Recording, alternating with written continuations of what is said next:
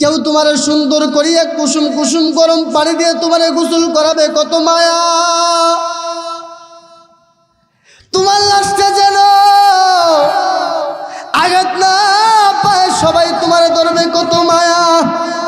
আহারে দোস্ত, ওই খাটিয়ার উপরে তোমার সুন্দর করিয়া শুয়াইয়া 3 টুকরা কাপড় পরাইয়া জনমের মতো তোমার বিদায় করার জন্য নিয়ে যাবে।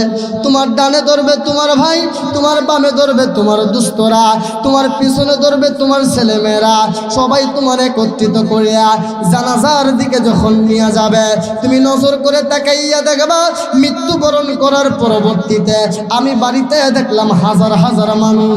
যদি মুমিন হও তোমার মৃত্যুটা কত সুসংবাদ হয়ে যাবে। তোমার দিল শুধু যাবে আমারে চালু করিয়া কবরে তোমরা রাইখা দাও। আর যদি তুমি মুনাফিক হও তোমার আত্মাটা শুধুমাত্র ছটফট ছটফট করতে থাকবে, এই বাড়ি দৌড়াইবে ওই বাড়ি দৌড়াইবে, তুমি শুধুমাত্র দুনিয়ার মানুষগুলাকে দেখতে পাইবা। ভাইজান, এইবার তোমার লাশটা যখন কবরে নামাবে এই মুহূর্তে তুমি তাকাইয়া দেখবা জমিনের ভিতরে কত মানুষ তুমি দুনিয়ার জমিনে দেখলা। জানাজার যখন তোমার 4 তাকবীরে পড়াইবা তুমি নজর করে তাকাইয়া দেখবা ওই জানাজার ভিতরে তোমার হাজার হাজার মানুষ হয়ে গেছে। আল্লাহর নবীর সাহাবীরা বলেন ওই লাশটা যখন কবরে নামায়, বাসটা যখন কবরে দেয়, এই বাসের আওয়াজটা পর্যন্ত প্রত্যেকটা লাশ কানের ভিতরে শুনতে পারে। দোস্তরে, এইবার তোমার 4 জন খাটিয়ার ভিতরে লইয়া ওই কবরের পারে যাইয়া 3 জন কবরের ভিতরে নামবে। তুমি নজর করে তাকাইয়া দেখবা আমার লাশটা যখন দুয়াইলো, নজর করে তাকাইয়া দেখলাম 4-5 জন মানুষ। আমার যখন কাফনে প্যাকেট করলো আমি নজর করে তাকাইয়া দেখলাম অনেক মানুষ আমার প্যাকেট করলো। আমার যখন জানাজা পড়াইলো আমি নজর করে তাকাইয়া দেখলাম হাজার হাজার মানুষ আমার জানাজা পড়াইলো। আবার কাটিয়াটা যখন বললো আমি আগেও দেখলাম মানুষ, পিছেও দেখলাম মানুষ। আমার লাশটা যখন কবরে নামাইছে এখন আর মানুষ নাই, 3টা মানুষ কবরে। আমি নজর করে তাকাইয়া দেখব এই কবরের ভিতরে আর মানুষ নাই। এই কবরের ভিতরে শুধুমাত্র 3টা মানুষ দেখা যায়। দুস্থ বুকের উপর হাতটা লাগাইয়া বিসমিল্লাহি ওয়া আলা মিল্লাতি রাসূলিল্লাহ 3 বার বইলা ডান পাশ থেকে নয় বাম পাশ থেকে মোটা মোটা কাঁচা কাঁচা বাঁশগুলো দেওয়া শুরু করব। এক পাশ থেকে যখন দিয়ে আসবো মধ্যবর্তী স্থানে যখন চলে আসবো আমি কত লাশ এই হাত দিয়া কবরে নামাইছি। আমি নজর করে তাকায়া দেখছি রে অর্ধেক কবর যখন বাসন্বিত হয়ে যায় এমন অবস্থায় উপর থেকে লোকেরা ডাক দিয়া কয় উঠো গো, একজন কবর থেকে উঠিয়া যাও, এই মাইয়তকে কবরে 2 জন তোমরা থাকো। আবার যখন বাঁশগুলো আস্তে আস্তে দেওয়া শুরু করব, ও বাবা দিলটা নরম করো, বাস্তব কিছু কথা শুই না, দেখো চোখের পানি পড়ে কিনা। তওবার নিয়তে 1 ফোঁটা চোখের পানি ফলাইও গো বাবা। ইয়া আইয়ুহাল্লাযীনা আমানু তুবু ইলাল্লাহ, তুবু ইলাল্লাহি তাওবাতান নাসুহা। আল্লাহ তাআলা সুন্দর করে দুনিয়ার মানুষকে জানায় দিলেন, আরে দুনিয়ার মানুষেরা, এই পৃথিবীর জমিনের ভিতরে আমি আল্লাহ তাআলা তোমাদেরকে পাঠানোর পরবর্তীতে দুনিয়ার মানুষ, এই দুনিয়ার জমিনের ভিতরে আমি আল্লাহ তাআলা তোমাদেরকে পাঠাইলাম। এই মানুষগুলো দুনিয়ার জমিনের ভিতরে আগমন কইনা, কেউ শয়তানের দুকায় পইনা, কেউ বাড়ির দুকায় পইনা, কেউ বিবির দুকায় পইনা, কেউ ধন সম্পদের দুকায় পইনা দুনিয়ার জমিন থেকে কেউ গুনাহ করিয়া কবরে আসবা। আবার দুনিয়ার জমিন থেকে কেউ ইবাদত বন্দেগী কইরা কবরে আসবা। ভাইজান, আমার আল্লাহ তাআলা ডাক দিয়া বলতেছে, যারা দুনিয়ার জমিন থেকে তওবা না করিয়া শয়তানের দুকায় পড়িয়া গুনাহ করিয়া ওই কবরে আসবা, তাদের কবরটা জাহান্নামের বাগান হয়ে যাবে, তাদের কবরটা জাহান্নাম হয়ে যাবে। আর যারা দুনিয়ার জমিন থেকে আল্লাহ তাআলার ইবাদত বন্দেগী কইরা একমাত্র রব্বুল আলামিনকে খুশি করিয়া প্রকৃতপক্ষে তওবা কইরা যারা কবরে আসতে পারবা, আমার আল্লাহ তাআলা ডাক দিয়ে বলে, দুনিয়ার মানুষেরা রে, তাদের কবরটা আমি আল্লাহ জান্নাতের বাগান বানায় দেব। ভাইজান, আমার দিলটা নরম করিয়ে একটু বইসেন। জীবনের শেষ বয়ান মনে করে বয়ান করতেছি রে বাবা। ও বন্ধু, বাদ মাগরিবের পর থেকে বয়ান শুনতেছেন গো বাবা।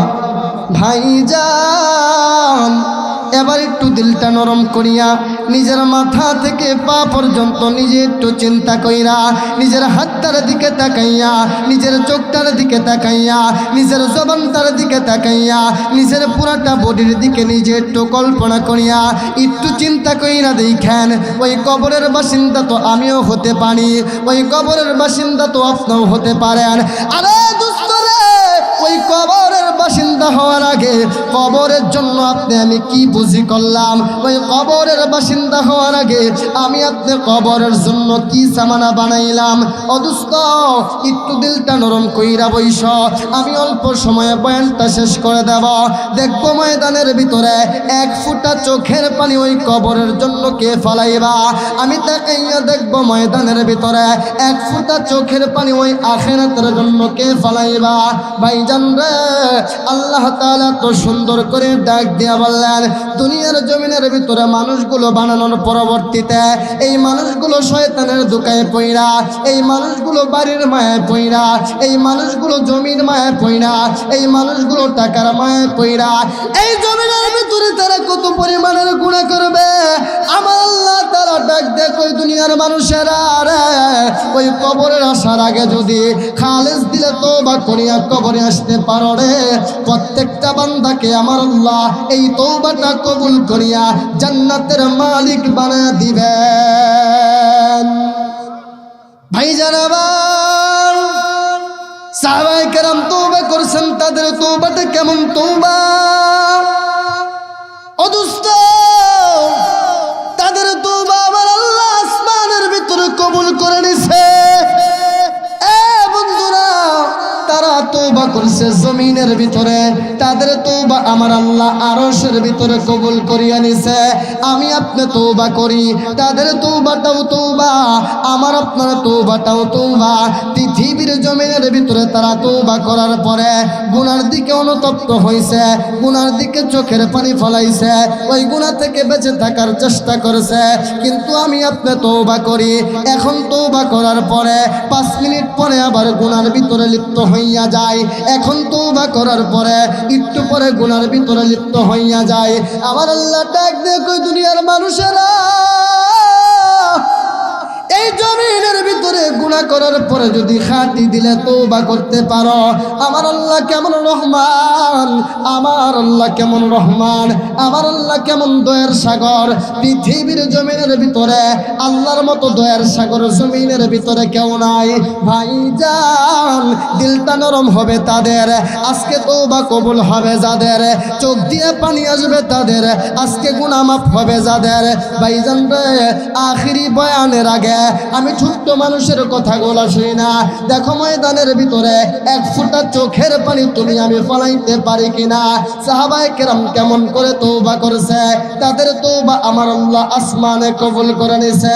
ও দোস্ত, আল্লাহর নবীর একটা সাহাবী নাম হইল ওমর ইবনুল খাত্তাব রাদিয়াল্লাহু তাআলা আনহু।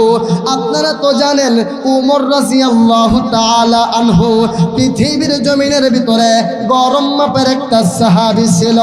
আল্লাহর নবীর সাহাবী হযরত ওমর মসজিদে নববীর ভিতরে ফজরের নামাজ শেষ কইরা আল্লাহর নবীর সাহাবী হযরত উমর হাঁটি হাঁটি পা পা করে নিজের বাড়ির দিকে আগাইতেছে, হাঁটি হাঁটি পা পা করে নিজের গন্তব্যের দিকে আগাইতেছে।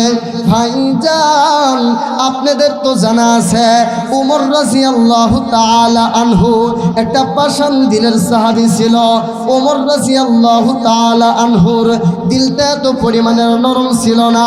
উমর রাদিয়াল্লাহু তাআলা আনহু অনেক পাষাণ দিলের একটা সাহাবী ছিল।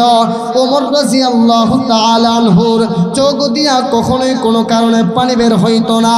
আল্লাহর নবীর সাহাবী হযরত উমর ফজরের নামাজটা শেষ কইরা নিজের বাড়ির উদ্দেশ্যে যখন রওনা হয়ে গেছে, এমন অবস্থায় হযরত ওমর ফারুক রাদিয়াল্লাহু তাআলা আনহু নজর করে তাকায়া দেখে রে, একটা নওজোয়ান যুবক সকালবেলা শরীরে মাটি লাগাইয়া জমিনে গড়াগড়ি করিয়া কান্দে।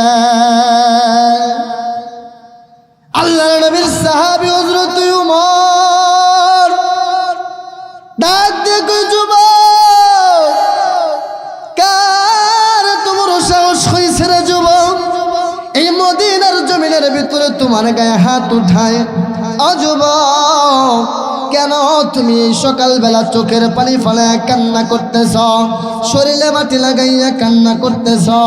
ওই যুবকটার কাছে হযরতে ওমর ফারুক রাদিয়াল্লাহু তাআলা আনহু যখন এইভাবে একবার জিজ্ঞাসা করলো, যুবকটা কোনো আওয়াজ দেয় না।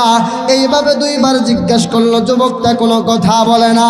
এইবার হযরতে ওমর ফারুক রাদিয়াল্লাহু তাআলা আনহু জমিনের ভিতরে নিজের হাঁটুটা গাইরা যুবকটার শরীরে হাত লাগাইছে। যুবকটার কান্নাটা আরো বাড়িয়ে গেছে। এইবার যুবকের কান্না দেখে নবীজির সাহাবী হযরত ওমর ফারুক রাদিয়াল্লাহু তাআলা আনহু জমিনের ভিতরে চোখের পানি ফেলায় কান্না করতেছে। মুহূর্তের ভিতরে আল্লাহর নবীর সাহাবী হযরত ওমর চোখের ভিতরে পানি চলে আসছে। হযরত ওমর ফারুক রাদিয়াল্লাহু তাআলা আনহু ঝর্ণার মতো চোখের ভিতরে পানি ফেলাইয়া কান্না করতেছে। এইবার হযরত ওমর ঢাক দিয়ে কই, যুবক রে, কে তোমার মারছে, তুমি আমার কাছে একটু বলো না? যুবকটা চোখের পানি ফেলে আর ডাক দিয়ে কয়, ওমর ভাই, আমার কান্নার কারণটা আমি আপনার কাছে বলতে চাই না, আমার কান্নার কারণটা আমি আপনার কাছে বলবো না। ও ওমর, যদি পারো আমার একটু নবীজির কাছে নিয়ে যাও, আমার কান্নার কারণটা আমি আখিরি নবীর কাছে বলতে চাই। এইবার হযরত ওমর ডাক দিয়ে কয়, যুবক রে, তুমি বিশ্ব নবীর কাছে যাইতে চাও, আখিরি নবীর কাছে যাইতে চাও? ও যুবক, কেন তুমি যাইতে চাও আমার কাছে একটু বলো না? যুবকটা চোখের পানি ফেলে আর ডাক দিয়া কয়, ওমর ভাই, যদি পারেন আমার একটু নবীজির কাছে নিয়ে যান, আমার কান্নার কারণটা আমি নবীজির সামনে যাইয়া বলতে চাই। এইবার হযরত ওমর ফারুক রাদিয়াল্লাহু তাআলা আনহু ওই যুবকটাকে লইয়া আল্লাহর নবীজির বাড়ির দিকে রওনা করলেন। এইবার বিশ্ব নবী রাহমাতুল লিল আলামিন ফজরের নামাজটা শেষ করিয়া মসজিদে নববী থেকে বের হইয়া নিজের হুজরাখানার ভিতরে একটু বিশ্রাম করতেছেন, নিজের হুজরাখানার ভিতরে একটু আরাম করতেছেন। এমন অবস্থায় নবীজির সাহাবী হযরত উমর আল্লাহর নবীর ঘরের সামনে যাইয়া যুবকটাকে নিয়ে যখন দাঁড়াইল, মুহূর্তের ভিতরে আল্লাহর নবীর ঘরের সামনে দাঁড়াইয়া নবীজির সাহাবী হযরত উমর আল্লাহর নবীর ঘরের সামনে যখন দুইটা টুকা লাগাইয়া দিছে, আল্লাহর নবী বুঝতে বাকি না উমর চলে আসছে। আল্লাহর পয়গম্বর সাথে সাথে ঘরের দরজা খুইলা দেয়। আল্লাহর নবী ঘরের দরজা খুইলা দেখতেছেন যে উমরকে নিজের জিন্দেগির ভিতরে এত পরিমাণের চোখের পানি ফালায়া কান্না করতে দেখলাম না। আল্লাহর নবী নজর করে তাকায় দেখেন এই উমরের চোখ বায়া বায়া জমিনের ভিতরে ফুটা ফুটা পানি পড়ে। আল্লাহর নবী ডাক দিয়ে কই, উমর, এই উমর, কি হইছে? এই সকালবেলা কেন তুমি চোখের পানি ফেলায়া কান্না করো? ওমর রে, কে তোমার মদিনার ভিতরে কষ্ট দিছে? আমি পয়গম্বরের কাছে একটু বলো না, আমি পয়গম্বর তার বিচার করব। ওই মানুষটাকে আমি পয়গম্বর দেখব।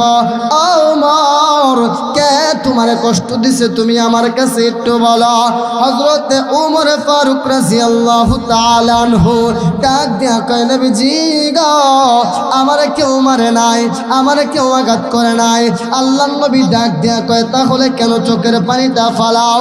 ওমর রাদিয়াল্লাহু তাআলা আনহু ডাক দিয়া কয়, নবীজি গো, একটা যুবকের চোখের পানি দেখা আমি ওমর চোখের পানি ধরে রাখতে পারলাম না। আল্লাহর নবী ডাক দিয়া কয়, ওমর কই যুবকটা কই? আমার সামনে একটু নিয়ে আসো না। ওই যুবকটাকে আমি একটু দেখব, কেন যুবকটা চোখের পানি ফালায় কান্না করতেছে? কি হয়েছে যুবকটা কেন চোখের পানি ফালায়? মুহূর্তের ভিতরে হযরতে ওমর ফারুক রাদিয়াল্লাহু তাআলা আনহু ওই যুবকটাকে পয়গম্বরের সামনে যখন বসা দিল, ওই যুবকটা পয়গম্বরের সামনে বৈশা চোখের পানিগুলো ঝরনার মতো ছেড়া দিছে। বাবা, দিলটা নরম কইরা বসিও, চোখের পানি ছাড়া আল্লাহর ওলি হওয়া যায় না। এই পৃথিবীর জমিনের ভিতরে যারা আল্লাহর ওলি হইছে তারা জমিনের ভিতরে চোখের পানি ফালাইছে। এইবার হযরত ওমর ওই যুবকটাকে যখন পয়গম্বরের সামনে আনলো, আল্লাহর নবী ডাক দিয়ে কই, যুবক কেন তুমি জমিনের ভিতরে চোখের পানিটা ফালাও? ও যুবক, কি হইছে? কেন তুমি চোখের পানিটা ফালাইতেছ?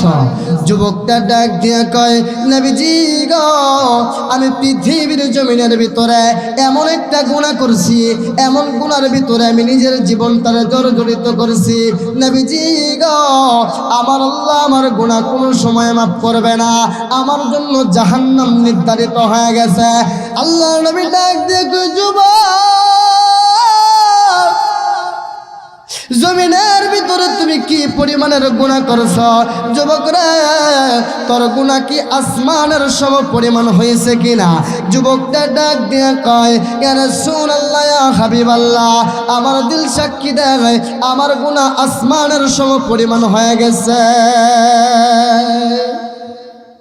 আল্লাহর নবী আবার ডাক দিয়ে কয়, যুবক তোমার গুনাহ কি আল্লাহর আরশের সম পরিমাণ হয়েছে কিনা? এই যুবকটা ডাক দিয়ে কয়, নবীজি গো, আমার দিল সাক্ষী দিতেছে আমার গুনাহটা আরশের সম পরিমাণ হয়ে গেছে। মুহূর্তের ভিতরে আল্লাহর নবী ডাক দিয়ে কয়, যুবক তুমি কি এমন গুনাহ করছো যে গুনাহ করার কারণে তুমি নিজেকে গুনাহগার বলিয়া আখ্যায়িত করতেছ? শুধু তাই না, এমন কথা তুমি বলতেছ তোমার গুনাহ আরশের সম পরিমাণ হয়ে গেছে। ও যুবক, কি গুনাহ করছো তুমি আমার কাছে বলো, আমি শুনবো তুমি কি এমন গুনাহ করলা। এই যুবকটা চোখের পানি ফায়ার ডাক দিয়া কয়, নবীজি গো, আমি মদিনার অমুক গ্রামের একটা যুবক। ইয়া রাসূলুল্লাহ, ইয়া হাবিবাল্লাহ, মদিনাতুল মুনাওয়ারায় আমার বাড়ি। নবীজি গো, এতদিন যে আপনি শুনছেন এই মদিনার জমিনের ভিতরে যত মানুষগুলো কবরে চলে যায়, যত মানুষ মারা যায়, ওই কবর থেকে কাফন চুরি হয়ে যায়, কবর থেকে লাশ উঠাইয়া কাফনের কাপড় নিয়ে যায় কে জানে? ইয়া রাসূলুল্লাহ, ইয়া হাবিবাল্লাহ, আমি সেই নওজোয়ান যুবক। ওই মানুষগুলো যখন কবরে চলে যায়, ওই মানুষটারে কবরে নামাইয়া ওই মানুষের কবরের উপরে বাঁশগুলো দিয়া, ওই মানুষের কবরের উপরে চাটাইগুলো দিয়া, ওই মানুষের কবরের উপর মাটি দিয়া, ওই মানুষের ভাই বোন আত্মীয় স্বজন যখন যার যার বাড়িতে যাইয়া ঘুমাইয়া যায়, নবীজি গো, আমি যুবক রাত্রে বেলা ঘুমাই না, আমি যুবক রাত্রে বেলা না ঘুমাইয়া ওই কবরের পাশে যাইয়া কবর থেকে মাটিগুলো সরাইয়া, বাঁশগুলো সরাইয়া, চাটাইগুলো সরাইয়া কবরের ভিতরে নাইমা ওই কবর থেকে কাফন চুরি কইরা এইটা আবার বাজারে দুইয়া বিক্রি করি। ইয়া রাসূলুল্লাহ, ইয়া হাবিবাল্লাহ, এইটা আমার নেশা, এইটা আমার পেশা। ইয়া রাসূলুল্লাহ, এতদিন আপনি শুনছেন এই মদিনার জমিন থেকে কত শত শত কবর থেকে কাফন পাওয়া যায় না, কাফন যদি কোথায় চলে যায়? নবীজি গো, ওই কবরগুলা থেকে আমি যুবক কাফন চুরি করছি। আল্লাহর নবী ডাক দিয়ে কয়, যুবক একটা মানুষ যখন কবরে চলে যায়, ওই মানুষের ভিতরে টাকা যায় না, পয়সা যায় না, ধন সম্পদ যায় না, বাড়ি গাড়ি যায় না। মানুষের সাথে কবরের ভিতরে দুনিয়ার কোনো কিছুই যায় না। যুবকরা, ওই কবরের ভিতরে সাদা 3 টুকরা কাপড় দিয়া দেয়। যুবক, এইটা তুমি তুইলা দুনিয়ার জমিনে বাজারে বিক্রি করছো। যুবকরা, তোমার মতো নিমুখ হারাম, তোমার মতো গুনাহগার পৃথিবীর জমিনে কেউ না। যুবকটা ডাক দিয়ে কই, নবীজি আমার শুধু যে কবর থেকে কাফন চুরি করছি তাই না, নবীজি আমার আমি আর থেকেও বড় মারাত্মক একটা গুনাহ করছি গো। এই গুনাহ যদি শুনেন আপনি চোখের পানি ধরে রাখতে পারবেন না। আল্লাহর নবী ডাক দিয়ে কয়, যুবক, একে তো কবর থেকে কাফন চুরি করো, আবার এর থেকেও বড় গুনাহ তুমি করছো। কি তুমি গুনাহ করছো আমার কাছে একটু বলো না। এইবার যুবকটা ডাক দিয়া কয়, নবীজি গো, আমি মদিনাতুল মুনাওয়ারার ভিতরে থাকি, বহুদিন যাবত এই মদিনাতে কোনো মানুষ মারা যায় না, আমার ব্যবসাটাও ভালো করিয়া চলে না, আমি কাফনটাও ভালো করিয়া পাই না, আমার পরিবার পরিজনকেও আমি ভালো করিয়া চালাইতে পারি না। এ রাসূলুল্লাহ, ইয়া হাবিবাল্লাহ, আজ থেকে 3 দিন আগের একটা ঘটনা। এই মদিনাতুল মুনাওয়ারার অমুক গ্রামে, অমুক এলাকায়, অমুক পাড়ায় একটা সুন্দরী, রূপবতী, গুণবতী একটা মহিলা মারা গেল। নবীজি আমার কানে যখন খবর চলে আসলো, যুবক, ওই মদিনাতুল মুনাওয়ারার অমুক গ্রামে একটা মানুষ মারা গেছে, তুমি কি করিয়া থাকবা? নবীজি গো, যেই ব্যক্তিটা চুরি করে 1000 মার দিলেও চুরের নিশা কোনোদিন বলে না, যেই ব্যক্তিটা বিড়ি খায় 1000 তারে কথা বললেও বিড়ি খাওয়া বন্ধ করতে পারে না।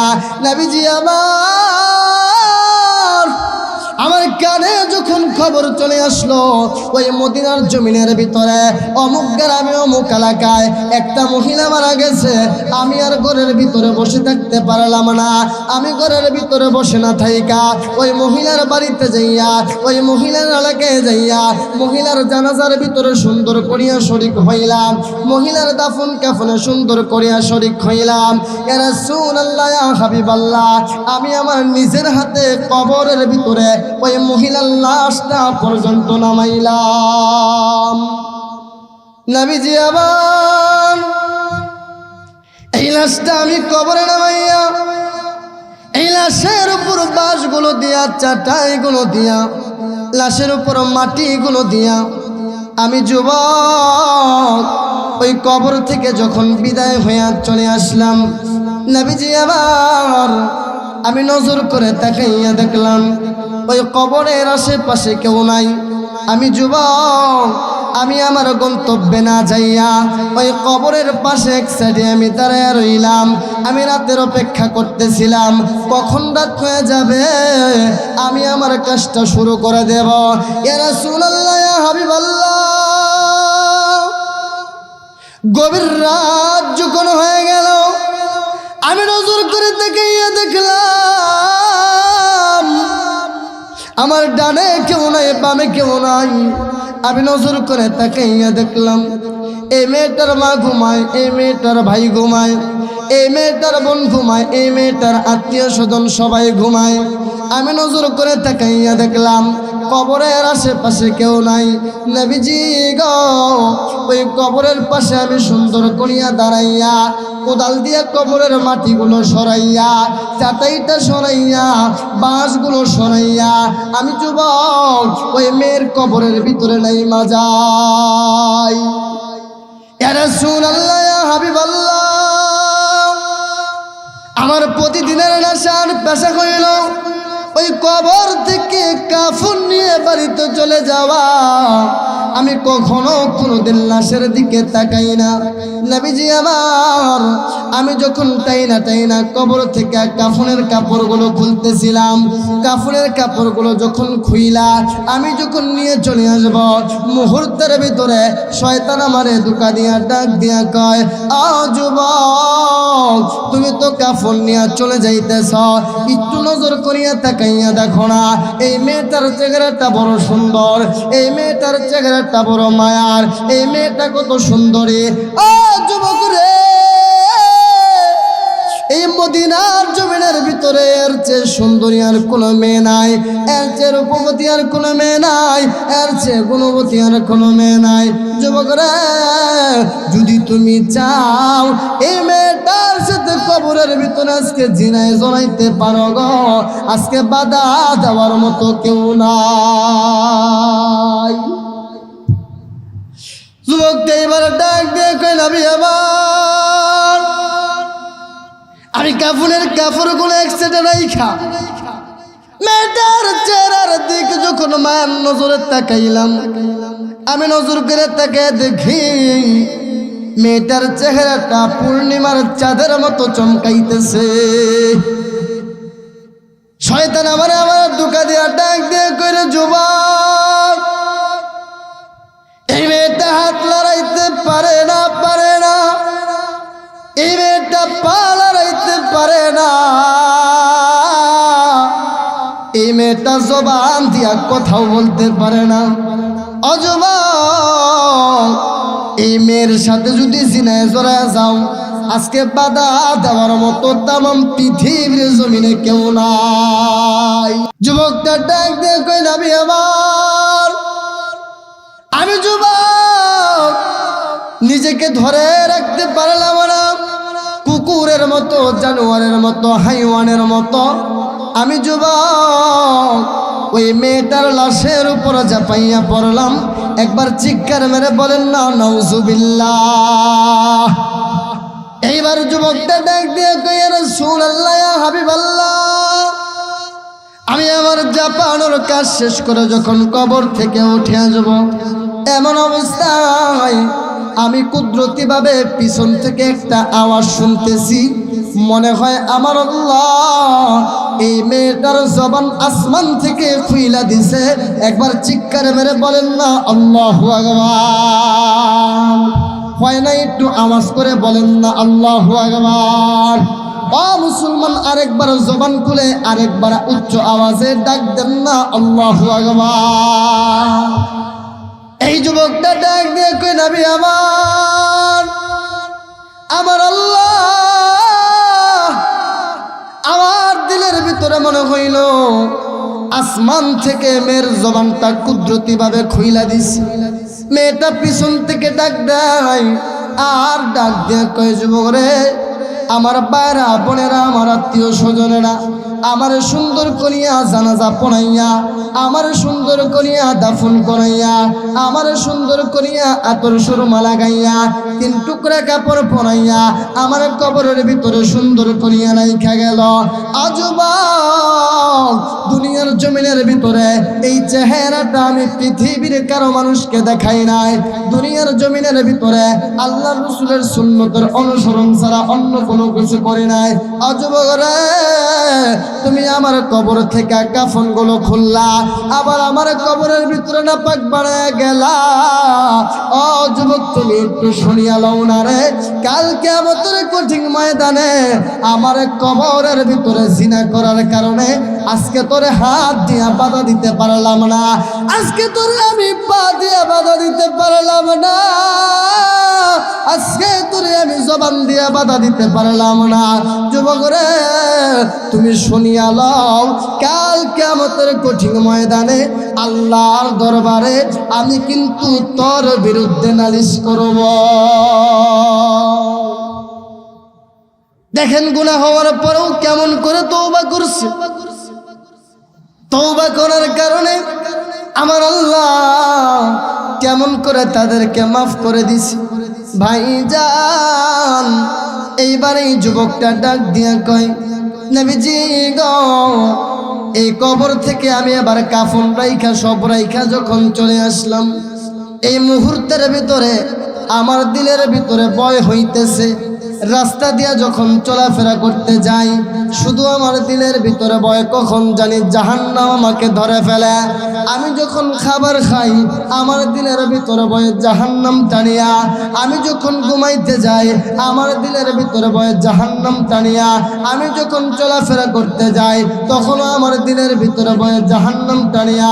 অদুস্ত, এই জন্য আল্লাহ তাআলা তো বলেন, বান্দারে গুনাহ যতই হোক না কেন, আগে দিলের ভিতরে অনুশোচনা আইনা, আগে দিলের ভিতরে অনুপ্রেরণা আইনা, ওই গুনাহ থেকে বাইচা প্রকৃতপক্ষে তওবা করতে থাকো, খালেস দিলে তওবা করতে থাকো। মুহূর্তের ভিতরে যুবকটা ডাক দিয়ে কই, নবী আমার, এই গুনাহ থেকে বাঁচার কোনো উপায় আছে কিনা? আল্লাহর নবী ডাক দিয়ে কই, যুবক, আমার আল্লাহ তোর তওবা কবুল করবে কিনা জানি না। যুবক রে, তুই যা যা যা, আমার সামনে থেকে তুই বিদায় হয়ে যা।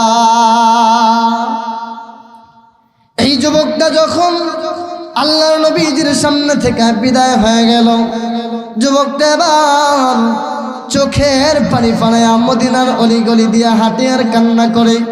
এই যুবকটা মদিনার জমিনের ভিতরে বড় একটা পাহাড়ের নাম হইল উহুদ পাহাড়। এই পাহাড়ের উঁচু জায়গায় যাইয়া ওই পাহাড়ের উপরে ছোট্ট একটা ঝুপড়ি বানাইয়া ওই যুবক চোখের পানি ফেলাইয়া যখন কান্না শুরু করলো, যুবকের কান্নাটা কেমন হয় শুধুমাত্র আল্লাহ তাআলার কাছে ডাক দিয়া বলে, আল্লাহ আপনি আমাকে জমিনের ভিতরে কাঁদায়া নেন, আপনি আমার জমিনের ভিতরে কাঁদায়া নেন, আপনি আমার জমিনের ভিতরে কাঁদায়া নেন, তারপরও আপনি আমার আখিরাতের ভিতরে কাঁদায়েন না। ভাইজান, এই যুবকের চোখের পানিগুলো যখন জমিনের ভিতরে পড়ে, এই যুবকের চোখের পানিগুলো যখন ঝর্ণার মতো টপ টপ করিয়া ওই পাহাড়ের ভিতরে পড়তে থাকে, এই যুবকটা একদিন কান্না করে নাই, এই যুবকটা 2 দিন কান্না করে নাই। বাবারে, এই জিন্দেগিতে কত গুনাহ হয়েছে আমি আপনি বলতে পারি না।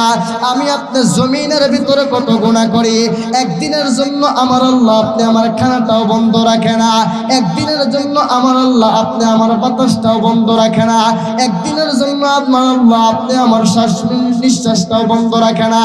আল্লাহ তাআলা তো ডাক দিয়ে কইরে, গোলাম জমিনের ভিতরে থেকে তওবা করিয়া কবরে আসো। এই যুবক জমিনের ভিতরে কেমন করিয়া তওবা করেছে। যুবক একদিন কান্না করে নাই, যুবক 2 দিন কান্না করে নাই।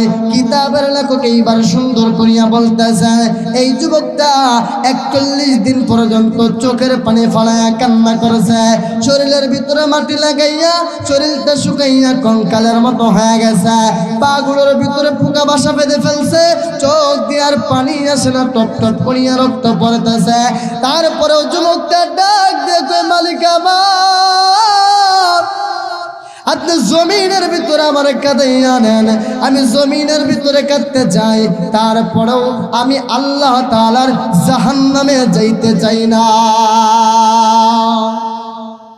ভাইজান আমার, এই যুবক যখন এইভাবে চোখের পানি ফেলায় কাঁদতে শুরু করলো, 1 দিনের কান্না, 2 দিনের কান্না, 3 দিনের কান্না, এমন করতে করতে যুবক যখন 40 দিন পর্যন্ত চোখের পানিটা ফালায়, 41 দিনের মাথায় আমার আল্লাহ আসমান থেকে জিবরাইলের মাধ্যমে জানায় দিলেন, নবীজি গো, ওই যে যুবককে আপনার দরবার থেকে বিদায় করে দিয়েছেন, ওই যে যুবককে আপনার দরবার থেকে তাড়ায় দিয়েছেন, ইয়া রাসূলুল্লাহ, ইয়া হাবিবাল্লাহ, আপনি যান ওই যুবকটাকে পাহাড় থেকে নিয়ে আসেন, আপনি যান ওই যুবকটাকে পাহাড় থেকে নামান, আর একটু শুনাইয়া দেন আমার আল্লাহ ওই যুবকটার তওবা কবুল করিয়া জমিন থেকে যুবকটাকে জান্নাতি বানায় দিছে গো। একটু চিৎকার মেরে বলেন না সুবহানাল্লাহ। বাজান রে আমার, আল্লাহর নবী বিশ্ব নবী তো ডাক দিয়ে বলেন, قال النبي صلى الله عليه وسلم التائب من الذنب كمن لا ذنب له।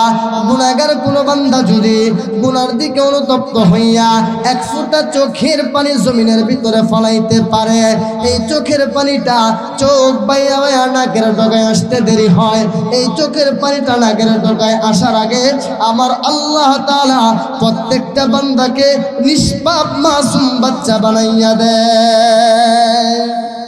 এই জন্য বাবা, আর লম্বা করবো না গো বাবা, একটা কবরের ভিতরে একটা কাফন চোর যদি একটা মেয়ের সাথে জিনা কইরা আল্লাহ তাআলার দিকে অনুতপ্ত হইয়া চোখের পানি ফেলাইয়া জমিনের ভিতরে মাপ পাইতে পারে গো। আমি আপনি তো ওই রকম গুনাহ করি নাই, আমার আপনার জিন্দেগি তো ওই রকম গুনাহ হয় নাই। আমি আপনি যদি চোখের পানি ফেলাই, আল্লাহ বলে বান্দারে চোখের পানির মূল্য আমার কাছে কেমন জানো নি? ওই জাহান্নামের আগুন আমি আল্লাহ তোমার চোখের পানি দ্বারাই আনি বাইয়া দেব। ওই জাহান্নামের আগুনটা আমি আল্লাহ জমিন থেকে যেই পরিমাণের চোখের পানি ফলাইছ, এই চোখের পানির কারণে আমি আল্লাহ জাহান্নামের আগুনটা পর্যন্ত নিভাইয়া দেব। ভাইজান আমার, বয়ানের শেষ মুহূর্তে চেষ্টা করিও গো বাবা, এক ফুটা চোখের পানি ফলাইতে পারো কিনা? ওই কবর তো আমার তোমার ডাকতে থাকে। ওই কবরটা কেমন? আমি বহু মানুষ দুনিয়ার জমিনের ভিতরে দেখছি, কোটি টাকার মালিক ছিল, বক্স কাট বানাইছে গো বাবা, লক্ষ লক্ষ টাকার মালিক, 30,000 40,000 50,000 1 লক্ষ টাকার খাটের ভিতরে ওই লোকটা ঘুমাইতো। 2টা বালিশ না হইলে ঘুমাইতে পারতো না, নতুন চাদর না হইলে ঘুমাইতে পারতো না। কোন কমে দুনিয়ার জমিন থেকে চলে গেছে। বাড়ির মানুষগুলো ডাক দিয়ে কই নামাও, আব্দুর রহিমকে ঘর থেকে নামাও। এই 30,000 খাটে তারে রাখানো যাবে না, 1 লক্ষ টাকার খাটের ভিতরে তারে রাখা যাবে না, নতুন জাজিমের ভিতরে তারে রাখা যাবে না। গভীর রাতে কোনো মানুষ যদি মারা যায়, বিবিও মাঝে মাঝে ডাক দিয়া কয় লাশটা নিয়ে ঘরের ভিতরে রাখা যাবে না, আমার ঘরের ভিতরে বড় ডর লাগে, ভয় লাগে। যেই সন্তানগুলোর মায়া ছাড়তে পারলেন না, যেই সন্তানগুলোর জন্য জিন্দিগিটা বিলাইয়া দিলেন, এই সন্তানগুলো পর্যন্ত ডাক দিয়া কয় আব্বার লাশটা ঘরের ভিতরে আনিয়েন না, আব্বার লাশটা বারান্দার ভিতরে রাইখা দেন। আরে দোস্ত রে, ওই খবর তোমার আমার জন্য কেমন হবে রে বাবা? এই বয়ান শেষ করিয়া বাড়িতে যাইতে পারবা কিনা কোনো গ্যারান্টি নাই। কত মানুষ ঘুমের ঘরের ভিতরে চলে গেল, কত মানুষ দুনিয়ার জমিনের ভিতরে খাইতে বৈশা চলে গেল, কত মানুষ ঘরের ভিতরে বসা অবস্থায় দুনিয়ার জমিন থেকে চলে গেল। এইবার তুমি যদি মারা যাও, জমিনের ভিতরে তোমার লাশটা নিয়ে বড় আহাজারি শুরু হয়ে যাবে। কে ধরবে তোমার লাশটা? তোমার লাশটা পাড়া প্রতিবেশী কেউ ধরতে আসবে না। তোমার লাশটা যারা দুয়াইব তারা তোমার বন্ধু, তারা তোমার ভাই, তারা তোমার আত্মীয় স্বজন, কেউ দেখতে থাকবে রে নাই। অমুক পাঁচপাড়ার ভিতরে আব্দুল্লাহ নাই, যাও যাও যাও বিশাল বাজারে চলে যাও, তার জন্য 3 টুকরা কাপড় আনো গো বাবা। বাস্তব একটু চিত্র একটু শুনেন, 1 ফুটা চোখের পানি দেখেন পরে কিনা বাবা শেষ মুহূর্তে কেউ দৌড়াইতে থাকবে, যাও যাও যাও বাঁশের জার থেকে কাঁচা বাঁশটা আব্দুল্লাহর জন্য কাইটা আনো। কেউ ডাক দিয়ে করবে যাও জনমের মতো তারে গোসল করাইব, বাজার থেকে যাইয়া একটা সুগন্ধি একটা সাবান কিনা নিয়ে আসো। কেউ বলবে যাও তার জন্য 1 দেশকে গরম পানি বসাইয়া দাও। তোমার জন্য গরম পানি যারা করবে তোমার প্রতিবেশীরা না, এইটা তোমার ভাই হবে, এইটা তোমার বোন হবে, এইটা তোমার বন্ধু হবে, এইটা তোমার আত্মীয় স্বজনের ভিতরে সবাই যখন হয়ে যাবে, বন্ধুরে একটু দিলের কানটা লাগাইয়া শোনো, একটু দিলটা নরম করো, চোখ দিয়া দেখো 1 ফুটা চোখের পানি ফলাইতে পারো কিনা। কাঁদতে পারে তারা, আল্লাহর বুজুর্গ বান্দা হবে যারা, আল্লাহ যাদের তওবাটা কবুল করবে তারা কান্না করতে পারে। ভাইজান, এইবার তোমার যখন কবরে নামানো না ঘর ভিতরে, ওই কাফনের কাপড়াই না, খাটিয়ার ভিতরে কাফনের কাপড়টা বিছাইয়া 3 টুকরা কাফনের কাপড় তোমার গায়ের ভিতরে জনমের জন্য লাগাইয়া দিবে। একটা কাপড় বইরা জমিনে চলাফেরা করতে পারো নাই, একটা কাপড় যদি তোমার আয়রন করা না থাকতো এই কাপড়টা তুমি পিনতে পারতা না। এমন একটা কাপড় তোমার আমার শরীরে লাগাইবে, যেই কাপড়টা জনমের মতো কবরে চলে যাবে গো, এই কাপড়টা জনমের মতো কবরে চলে যাবে। কেউ তোমার সুন্দর করিয়া কুসুম কুসুম গরম পানি দিয়ে তোমার গোসল করাবে, কত মায়া। তোমার লাশটা যেন আঘাত না পায় সবাই তোমার ধরবে, কত মায়া। আহারে দোস্ত, ওই খাটিয়ার উপরে তোমার সুন্দর করিয়া শুয়াইয়া 3 টুকরা কাপড় পরাইয়া জনমের মতো তোমার বিদায় করার জন্য নিয়ে যাবে। তোমার ডানে ধরবে তোমার ভাই, তোমার বামে ধরবে তোমার দুস্তরা, তোমার পিছনে ধরবে তোমার ছেলেমেয়েরা, সবাই তোমার একত্রিত করিয়া জানাজার দিকে যখন নিয়ে যাবে, তুমি নজর করে তাকাইয়া দেখবা মৃত্যুবরণ করার পরবর্তীতে আমি বাড়িতে দেখলাম হাজার হাজার মানুষ। যদি মুমিন হও তোমার মৃত্যুটা কত সুসংবাদ হয়ে যাবে। তোমার দিল শুধু যাবে আমারে চালু করিয়া কবরে তোমরা রাইখা দাও। আর যদি তুমি মুনাফিক হও তোমার আত্মাটা শুধুমাত্র ছটফট ছটফট করতে থাকবে, এই বাড়ি দৌড়াইবে ওই বাড়ি দৌড়াইবে, তুমি শুধুমাত্র দুনিয়ার মানুষগুলাকে দেখতে পাইবা। ভাইজান এইবার তোমার লাশটা যখন কবরে নামাবে এই মুহূর্তে তুমি তাকাইয়া দেখবা জমিনের ভিতরে কত মানুষ তুমি দুনিয়ার জমিনে দেখলা। জানাজার যখন তোমার চার তাকবীরে পড়াইবা তুমি নজর করে তাকাইয়া দেখবা ওই জানাজার ভিতরে তোমার হাজার হাজার মানুষ হয়ে গেছে। আল্লাহর নবীর সাহাবীরা বলেন ওই লাশটা যখন কবরে নামায়, বাসটা যখন কবরে দেয়, এই বাসের আওয়াজটা পর্যন্ত প্রত্যেকটা লাশ কানের ভিতরে শুনতে পারে। দোস্তরে এইবার তোমার চারজন খাটিয়ার ভিতরে লইয়া ওই কবরের পারে যাইয়া তিনজন কবরের ভিতরে নামবে। তুমি নজর করে তাকাইয়া দেখবা আমার লাশটা যখন দুয়াইলো নজর করে তাকাইয়া দেখলাম 4-5 জন মানুষ। আমার যখন কাফনে প্যাকেট করলো আমি নজর করে তাকাইয়া দেখলাম অনেক মানুষ আমার প্যাকেট করলো। আমার যখন জানাজা পড়াইলো আমি নজর করে তাকাইয়া দেখলাম হাজার হাজার মানুষ আমার জানাজা পড়াইলো। আবার কাটিয়াটা যখন বললো আমি আগেও দেখলাম মানুষ, পিছেও দেখলাম মানুষ। আমার লাশটা যখন কবরে নামাইছে এখন আর মানুষ নাই, 3টা মানুষ কবরে। আমি নজর করে তাকাইয়া দেখব এই কবরের ভিতরে আর মানুষ নাই। এই কবরের ভিতরে শুধুমাত্র 3টা মানুষ দেখা যায়। দুস্থ বুকের উপর হাতটা লাগাইয়া বিসমিল্লাহি ওয়া আলা মিল্লাতি রাসূলিল্লাহ 3 বার বইলা ডান পাশ থেকে নয় বাম পাশ থেকে মোটা মোটা কাঁচা কাঁচা বাঁশগুলো দিয়া শুরু করব। এক পাশ থেকে যখন দিয়া দিয়ে আসবো মধ্যবর্তী স্থানে যখন চলে আসবো আমি কত লাশ এই হাত দিয়া কবরে নামাইছি। আমি নজর করে তাকাইয়া দেখছি রে অর্ধেক কবর যখন বাসে বাসন্বিত হয়ে যায় এমন অবস্থায় উপর থেকে লোকেরা ডাক দিয়া কয় উঠো গো, একজন কবর থেকে উঠিয়া যাও, এই মাইয়তকে কবরে 2 জন তোমরা থাকো। আবার যখন বাসগুলো আস্তে আস্তে দেওয়া শুরু করব, ও বাবা দিলটা নরম করো, বাস্তব কিছু কথা শুই না, দেখো চোখের পানি পড়ে কিনা।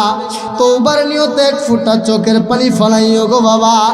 এইবার নজর করে দেখিয়া দেখবা মধ্যবর্তী স্থানে যখন বাসগুলো চলে আসবো তুমি আমি নজর করে তাকাইয়া দেখবো হায় রে লাশটা যখন দোয়াইলো জমিনে কত মানুষ আমি দেখলাম। আবার যখন কাফন দিয়া প্যাকেট করলো জমিনে কত মানুষ আমি দেখলাম। আবার যখন জানাজা পড়াইলো জমিনে কত মানুষ আমি দেখলাম। আমার যখন কবরে নামাইলো আমি 3টা মানুষ কবরে পাইলাম। একটু পরে একটা মানুষ কবর থেকে আর চলে গেল।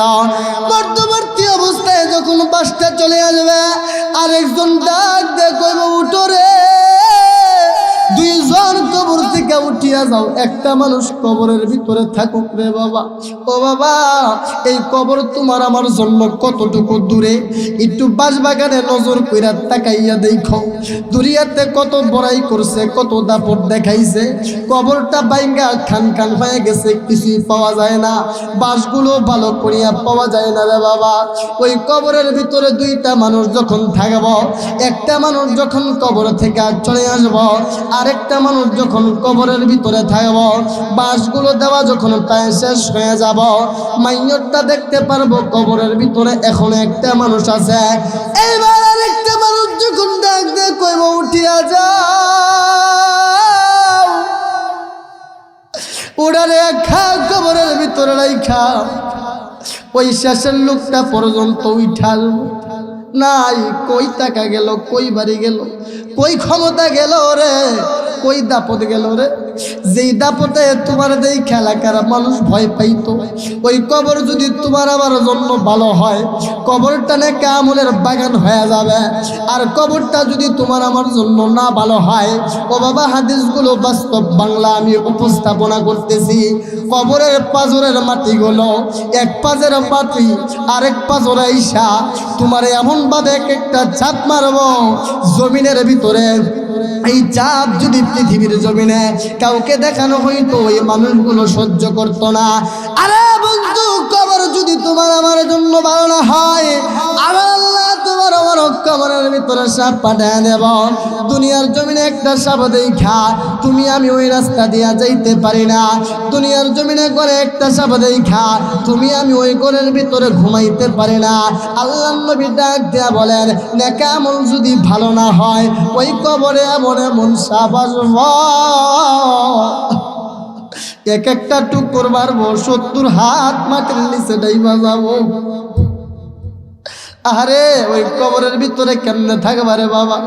এই জন্য বাবা সর্বশেষ খাটি দিলে তওবা করার জন্য তওবার নিয়তে গো বাবা একবার আল্লাহরে আল্লাহ কইয়া ডাকা দাও না, আর একটু আওয়াজ করে ডাক দাও না আল্লাহ, আর একটু উচ্চ আওয়াজে ডাক দাও না আল্লাহ, আর একটু মান নজরে ডাক দাও না আল্লাহ। ও মুসলমান, আওয়াজ জবান খুলে আরেকবার কও না আল্লাহ। ও মুসলমান, আমি শেষ মুহূর্তে 2 মিনিটে বয়ান শেষ করে দেব। আমি দেখব, আমি তুমি এর জমিনের ভিতরে দেখব ওই কবরের দিকে দাপিত হইয়া ওই তওবার নিয়তে আল্লাহর কোন বান্দাগুলো আছেন। হুজুর গো, জমিনের ভিতরে বড় গুনাহ হয়ে গেছে। হুজুর গো, আমার মতো গুনাহ জমিনের ভিতরে করি নাই। হুজুর গো, আমার মতো গুনাহ জমিনের ভিতরে কেউ করে নাই। আমি জমিনের ভিতরে সবচেয়ে বড় গুনাহগার। হুজুর, আপনার হাতটা ধরিয়া তওবা করলাম। হুজুর, আপনার হাতটা ধরিয়া কথা দিলাম। হুজুর, আপনার হাতটা ধরিয়া আল্লাহর কাছে মাপ চাইলাম। আজকে থেকে আর গুনাহ করব না। আজকে থেকে আর গুনার দিকে অনুতপ্ত হব না। আজকে থেকে আর মা বাবার কষ্ট দেব না। আজকে থেকে আর পরের হক নষ্ট করব না। আজকে থেকে আর নামাজটা করব, কাজা করব না। দেখতে চাই কোন যুবক বান্দাটা আমি মুসাফিরের মতো রে তোমাদের কাছে হাতটা বানায় দিলাম। আমি যুবক তোমাদের কাছে হাতটা বানাইলাম।